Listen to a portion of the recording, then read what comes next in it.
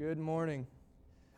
Thank Jason for leading those songs for us. He always does a very good job of picking songs that go with the lesson, even when I give him a very vague idea of what the lesson is going to be. If you'd like to turn in your Bibles to Isaiah chapter 5, I'll catch up with you there in just a moment in Isaiah chapter 5. Recently, I have noticed that all of my favorite movies have the same plot. Like almost the exact same plot.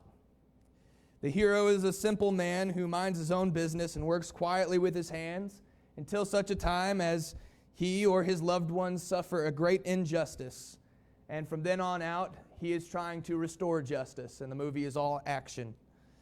Maybe that says something about me, but I think it definitely says something about humanity in general, that these stories have been successful for all of human history. There's something innate and inherent in us that we desire justice and order. The problem is that none of us can agree on what justice and order is supposed to look like.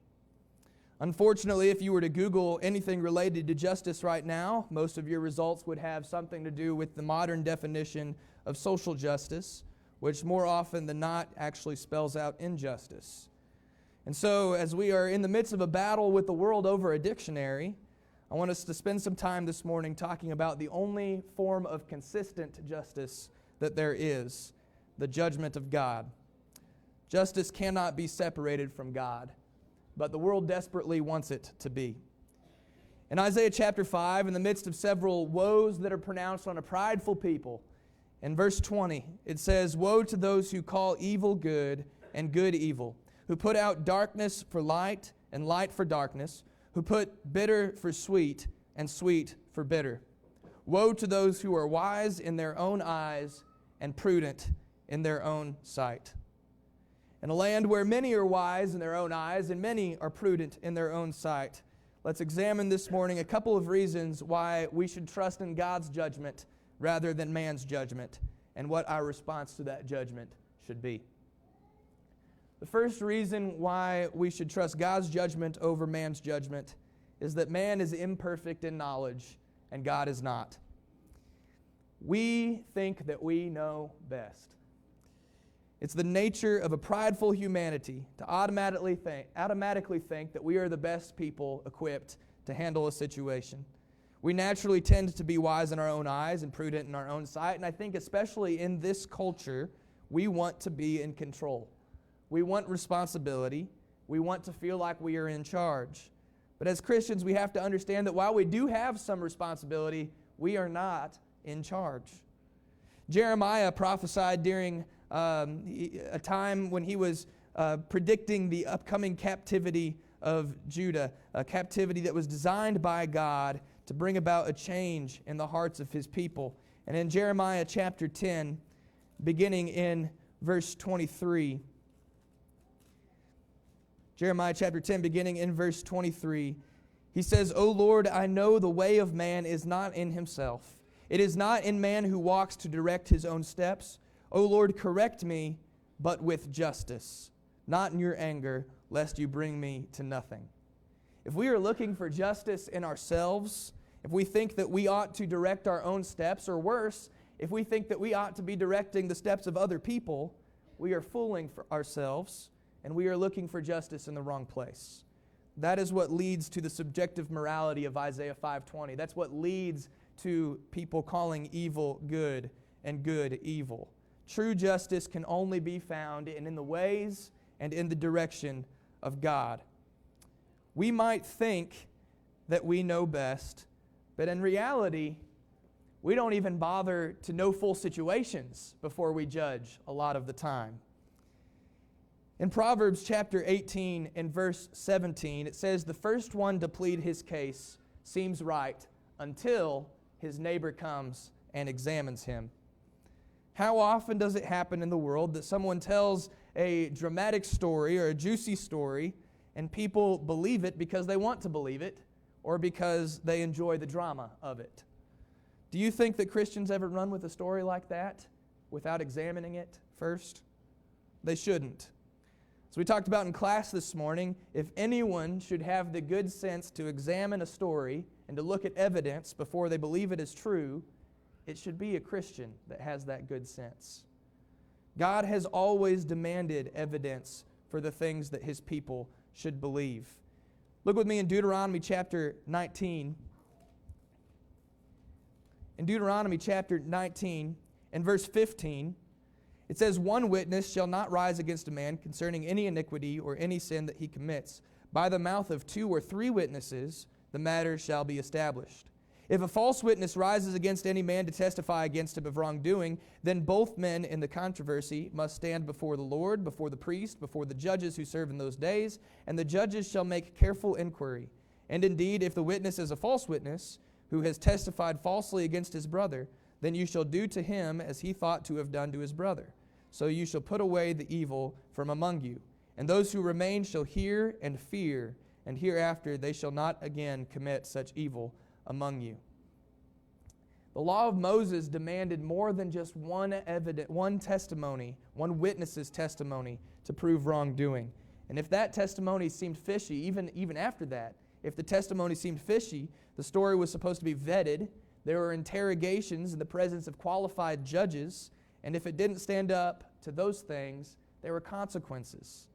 And just in case you think this is an Old Testament thing, that same principle is littered throughout the New Testament. Paul brings it up in 2 Corinthians chapter 13 and verse 1, as well as in 1 Timothy chapter 5, and Jesus carried it into Matthew 18 that we'll look at in a little bit. But God's people have never been supposed to take accusations of wrongdoing at face value. Innocent until proven guilty is a biblical principle, not just in the matters of law, but even in the matter of reputation. We cannot judge without evidence. But because we think that we know best, we might be willing to act on our own gut feelings and on our suspicions. And we must remember that not knowing means not knowing, and it doesn't matter how we feel. In Matthew chapter 26, as the Jews sought a reason to kill Jesus, which of course is the greatest injustice of all, they exploited people's tendency, or attempted to exploit people's tendency to act on what they suspected but did not know. In Matthew chapter 26, and beginning in verse 59, the chief priests, the elders, and all the council sought false testimony against Jesus to put him to death, but they found none. Even though many false witnesses came forward, they found none. But at last 2 false witnesses came forward and said, "This fellow said, I am able to destroy the temple of God and rebuild it in 3 days. And the high priest arose and said to him, Do you answer nothing? What is it that these men testify against you? But Jesus kept silent. And the high priest answered and said to him, I put you under oath by the living God. Tell us if you are the Christ, the Son of God. And Jesus makes that confession. But Jesus effectively, before that point, was pleading the fifth. And the authorities had nothing to go on. Even though there were false witnesses, they have nothing actionable against Jesus to accuse him. And then it's finally admission that he is the Christ that brings the reaction that they're looking for. But we are in danger of acting on unproven suspicions. Not only are we often willing to act before we know situations fully, oftentimes we don't even know the things that we think we know. People say all the time that because of the internet, because of modern information sharing, surely we know more now than we have ever known before. In reality, I think we're just more aware of things that we know nothing about. And because of fabricated stories, those fabricated stories are usually more dramatic, they're usually more juicy than the truth. Misinformation spreads 10 times faster and is believed by twice as many people. We see a video of a questionable or even an egregious situation posted online, and we think that we are the best ones equipped to distribute justice. But we weren't there. We don't know what happened before or after the clip we've seen. We don't know what happened outside of the camera angle. We don't know the people involved, and yet we divide into camps over these things because we think that we are the instruments of God's justice through the information we've received on an internet video. History, common sense, and the Bible prove that the least just court in any land throughout history is the court of public opinion. The preaching of Paul in Ephesus is a testament to the power of the gospel. Many people were converted there, so many people that it was affecting the economy. People in Ephesus, they made a lot of money off of tourism, with pagans traveling there to see various idols, to see the temple of Diana, and the silversmiths were making a killing off of those people, selling miniature replicas of the temple, selling idols to tourists. And the gospel was having such an impact in that area that it was affecting their trade. And so a guy named Demetrius called together what I like to call the Silversmiths Union. And because of how much money they were losing, they got all riled up. And before long, in Acts chapter 19 and verse 29, the whole city was filled with confusion and rushed into the theater with one accord, having seized Gaius and Aristarchus, Macedonians, Paul's travel companions. And when Paul went to go to the people, the disciples would not allow him. Some of the officials in Asia who were his friends sent to him, pleading that he would not venture into the theater. And some therefore cried out one thing, some cried out another, for the assembly was confused, and most of them did not even know why they had come together. Does that sound like anything that might happen today? What about the trial of Jesus? The crowds in that situation were so riled up that when Pilate offered to release Jesus to them, or to release a dangerous criminal named Barabbas, they chose Barabbas. If they were thinking logically, of course they would not have done that. But in Matthew chapter 27, and beginning in verse 21, the governor answered and said to them, "Which of the two do you want me to release to you?" And they said, "Barabbas." Pilate said to them, "What then shall I do with Jesus, who is called Christ?" And they all said to him, "Let him be crucified." The governor said, "Why? What evil what has he done?" And they cried out all the more, saying, "Let him be crucified." You notice they did not answer Pilate's question. They didn't have an answer to Pilate's question. These people weren't acting on facts. They were acting on emotions. It was mob justice at its finest. They had no answer to any evil that Jesus had done, but in verse 20, the chief priests and the elders had persuaded them of something. The masses were acting on knowledge that was not knowledge at all. They were following the experts, the chief priests and the elders, but they were following them blindly. And in doing so, they committed the greatest injustice in all of history. Justice won't result by placing trust in man's judgment, even the so-called experts. But God doesn't have those problems. He can't act on partial knowledge because He knows everything. He can't act on false knowledge because He knows everything. In Proverbs chapter 21 and verse 2, it says, "Every way of a man is right in his own eyes." We think that we know best. But the Lord weighs the hearts. We may not know enough to be perfect in our justice, but God does. When God chose a new king for Israel to replace Saul, He chose an unlikely successor when He picked the runt of the litter in David. But He said, "The Lord does not see as man sees, for a man looks at the outward appearance, but the Lord looks at the heart." And then in Ecclesiastes chapter 12 and verse 14, it says that God will bring every work into judgment, including every secret thing, those things that we can't know about, whether good or evil. We cannot know like God knows, and therefore we cannot judge like God judges. But as we make necessary judgments throughout our lives, we must only do so when we have done our due diligence. And if we don't know, then we should not assume. Reason number 2, so why we should put trust in God's judgment rather than man's judgment, is that we are partial in our judgment, and God is not. We are naturally partial judges in our own favor.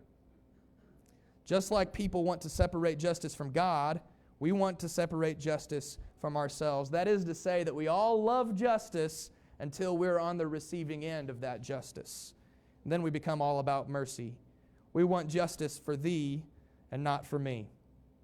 In Matthew chapter 7 and verse 12, it says, "Whatever you want men to do to you, do also to them, for this is the law and the prophets. We teach that to our children as the golden rule. But in reality, is this what we always want? Do we always want to teach our kids, or do we always want to treat the guy that's cut us off in traffic the way that we would want to be treated? Or the guy at the restaurant that messed up our order? Or the guy who's got in with the wrong crowd and committed some heinous crimes? What about the guy that got hooked on drugs and made mistakes in that way? This is not a situational command for us. It is clear across the board that we ought to treat others the way that we would want to be treated. But we struggle with that, don't we? I think the negative principle of this is demonstrated in the story of Haman in the book of Esther. Haman was an advisor to the Persian king. He had it out for the Jews, but especially this Jew named Mordecai. And when the king called for Haman's advice on how to treat a man who is pleasing to the king, Haman, in his pride, thought, surely he must be talking about me. And so in Esther chapter 6, and beginning in verse 7, it says, Haman answered the king, for the man whom the king delights to honor, let a royal robe be brought which the king has worn, let a horse on which the king has ridden, which has a royal crest placed on its head. Then let this robe and this horse be delivered to the hand of the king's most noble princes, that he may array the man whom the king delights to honor. Then parade him on horseback throughout the city square, and proclaim before him, thus shall it be done to the man whom the king delights to honor. Then the king said to Haman, hurry, take the robe and the horse as you have suggested, and do so for Mordecai the Jew, who sits within the king's gate. Leave nothing undone of all that you have spoken.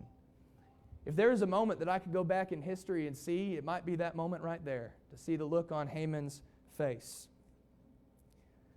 You see, Haman actually did treat Mordecai the way that he wanted to be treated, didn't he?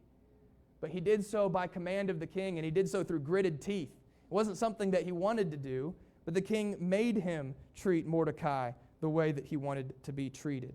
Haman's true intentions for Mordecai were to see him hanged on a high gallows for all to see.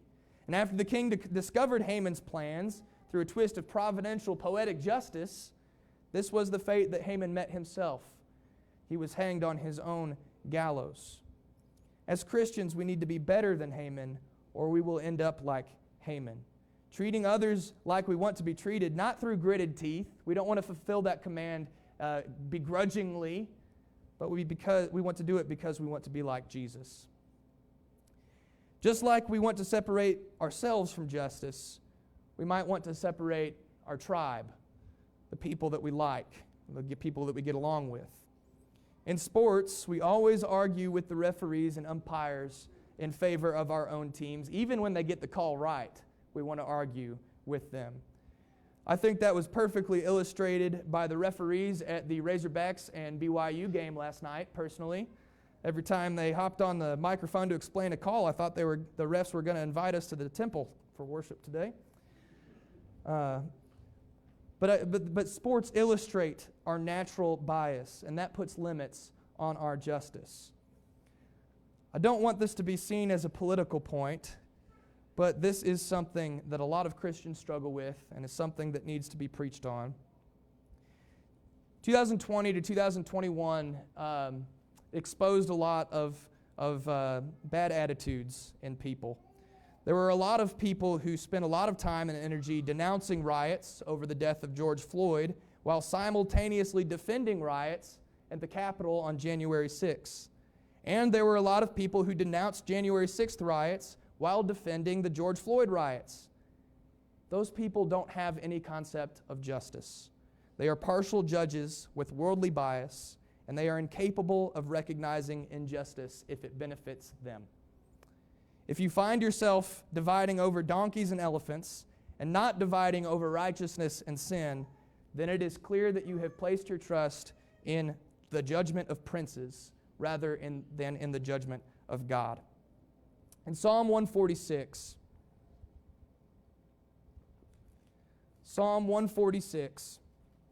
we'll begin reading in verse 3.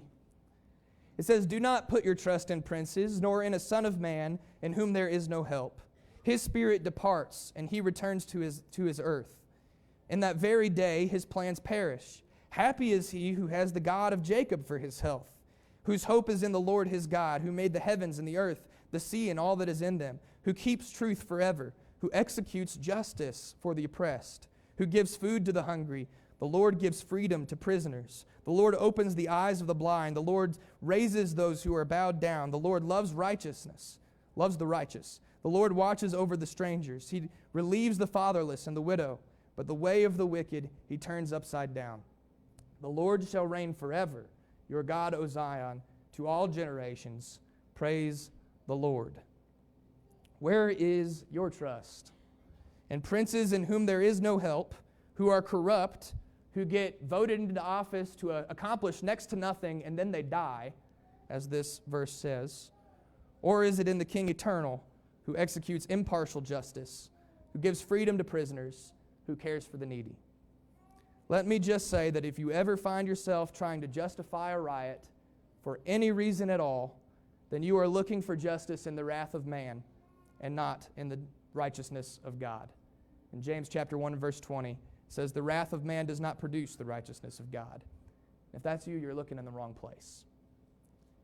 If we want a good test to see if we are allowing our bias to affect our sense of justice, we need look no further than our reactions when our inconsistencies are exposed. In 2 Samuel chapter 12, after David's sin with Bathsheba that quickly spiraled into a conspiracy to commit murder, David was confronted by Nathan the prophet.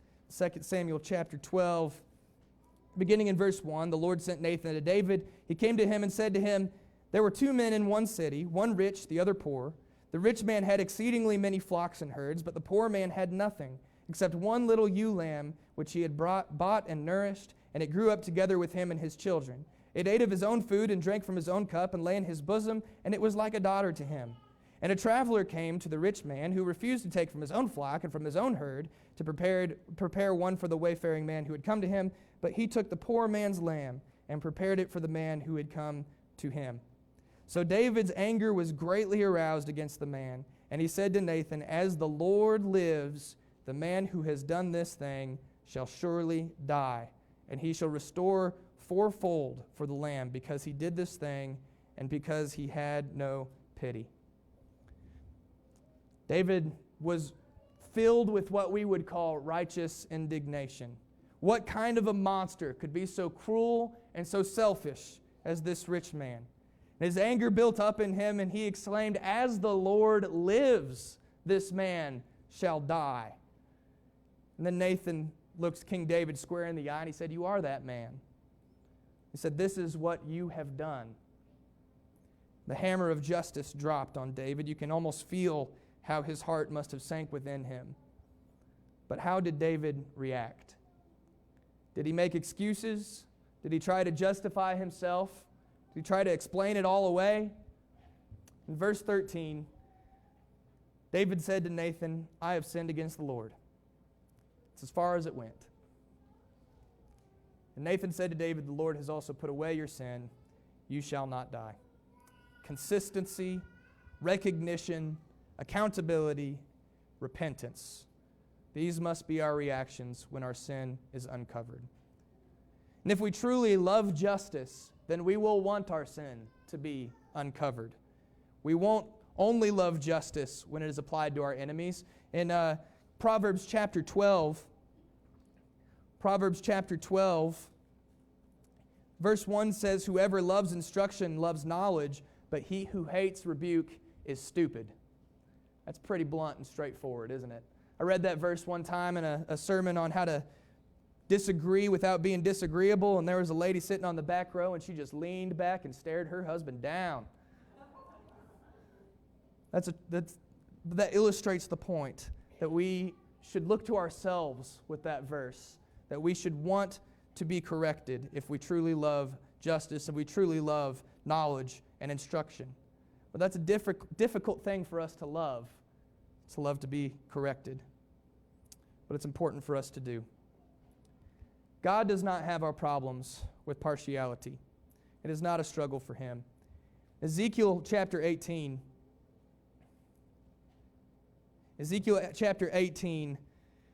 It's a chapter about personal responsibility and personal accountability, but it's also about the judgment of God. In verse 20, he simply says that the soul who sins shall die.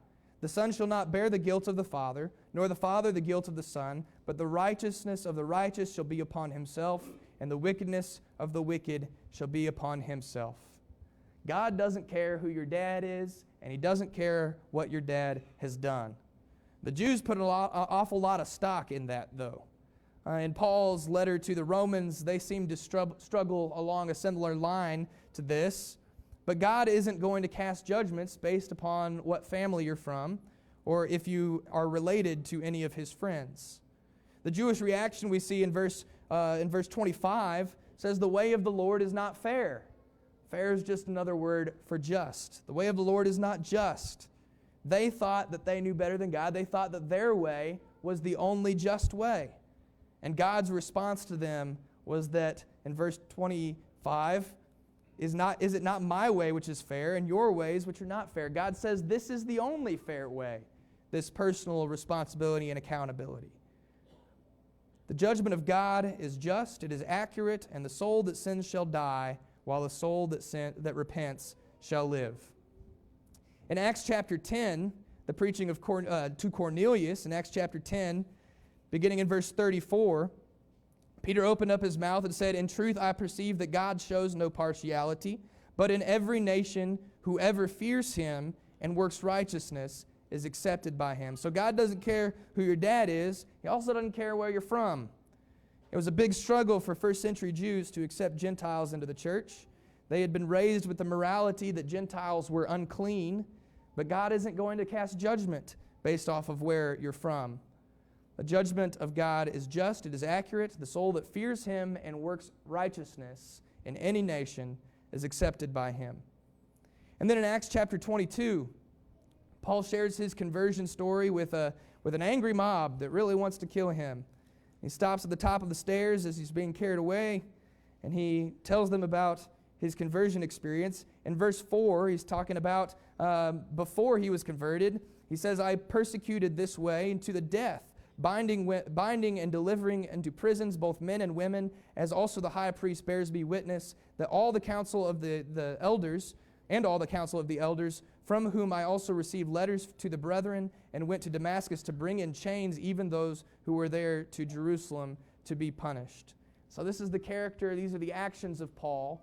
And yet in verse 16, at the preaching of Ananias, he says, "And now why are you waiting? Arise and be baptized. Wash away your sins." You have this opportunity for forgiveness, calling on the name of the Lord. God doesn't care who your dad was. He doesn't care where you're from. And He doesn't care what you've done in the past. God doesn't care about those things. It was a big struggle for many Christians to accept Paul into fellowship, but they had to learn to forgive him. God doesn't care about the sins of the repentant soul, but He forgives all who call on His name. We are not impartial like God is impartial, so we cannot judge impartially like God can judge impartially. But as we make the necessary judgments throughout our lives, we must do so as impartially and as fairly as we can. Because we cannot judge like God can judge, we should use His standard to judge rather than our own. Because of our limits, we should strive to have God's sense of justice. But in that, we must respect our role. Tonight, we are going to talk about the times when we are the instruments of God's justice. But I'm going to suggest to you this morning that that is a minority event. That we are supposed to be, any event that we are supposed to be involved at all in someone else's situation is a minority event. Because we are so very flawed in our ability to know things, there are many situations that we just need to mind our own business and stay out of God's way. It is incredibly hard to be a righteous judge when we're trying to be involved in internet justice or in political justice, which these days really is just the same thing. It may be that you think that you have a vital role in large-scale justice. You're probably wrong. In the days when Absalom rebelled against David, there was a man who thought he had it all figured out in 2 Samuel chapter 16. 2 Samuel chapter 16, and beginning in verse 5. It says, "Now when King David came to Bahurim, there was a man whose family was of the house of Saul, whose name was Shimei, the son of Gera. He was coming out from there, and he came out cursing continuously as he came. And he threw stones at David and at all the servants of David. And all the people and all the mighty men were at his right hand and on his left. And Shimei said thus when he cursed, he said, come out, you bloodthirsty man, you rogue. The Lord has brought upon you all the blood of the house of Saul, in whose place you have reigned. And the Lord has delivered the kingdom into the hand of Absalom your son. Now you are caught in your own veil, because you are a bloodthirsty man." Then Abishai, the son of Zeruiah, said to the king, "Why should this dead dog curse my lord the king? Please let me go over there and take off his head." But the king said, "What have I to do with you, son of Zeruiah? So let him curse, because the Lord has said to him, curse David. Who then shall say, why have you done so?" And David said to Abishai and all his servants, "See how my son comes to seek my life. How much more now this man of Benjamin? Let him alone, and let him curse, for the Lord has ordered him. It may be that the Lord will look on my affliction, and that the Lord will repay me with good for his cursing this day." And as David and his men went along the road, Shimei went on the hillside opposite him and cursed him as he went, threw stones at him, and kicked up dust. Old Shimei thinks he's a big dog, and he is barking. David was under the impression that Shimei's cursing might be at the behest of God, but that God may repay his cursing with blessing. And even if that's the case, Shimei has perceived injustice against the house of Saul by David. He has come to this conclusion because he is extremely biased. He's from the house of Saul. But was David unjust to Saul or to his house? Was David unjust to Saul when he could have killed Saul in the cave and he had stayed his hand? Was he unjust to Saul when he fled from Saul instead of rebelling against him as Saul was trying to kill him? Was he unjust against Saul when he mourned the death of Saul as the death of a friend, even though they were enemies? There are a lot of people, there are even Christians out there, who think they are playing a vital role in the distribution of justice when really they're playing the role of Shimei. They are acting a fool, they're kicking up dust, and they're throwing rocks over a situation that they know nothing about. And that should not be us. Our role in justice, more often than not, is just to mind our own business. Romans chapter 12 and verse 18 says, "If it is possible, as much as it depends on you," so we have those qualifiers that we'll talk about tonight, "live at peace with everyone." There are situations where we have to get involved. We'll talk about those later. But if our default setting should be to watch our own feet. In 1 Thessalonians chapter 4, 1 Thessalonians chapter 4, beginning in verse 9, it says, "Concerning brotherly love, you have no reason that I should write to you. For you yourselves are taught by God to love one another, and indeed you do so towards all the brethren who are in Macedonia. But we urge you, brethren, that you increase more and more, that you also aspire to lead a quiet life, to mind your own business, to work with your own hands as we commanded you, that you may walk properly towards those who are on the outside, and that you may lack in nothing." Minding our own business has to do with our love for one another. It has to do with us getting our job done, and it has to do with the way that we are viewed by non-Christians. We have got to stay in our lane. In Hebrews chapter 12,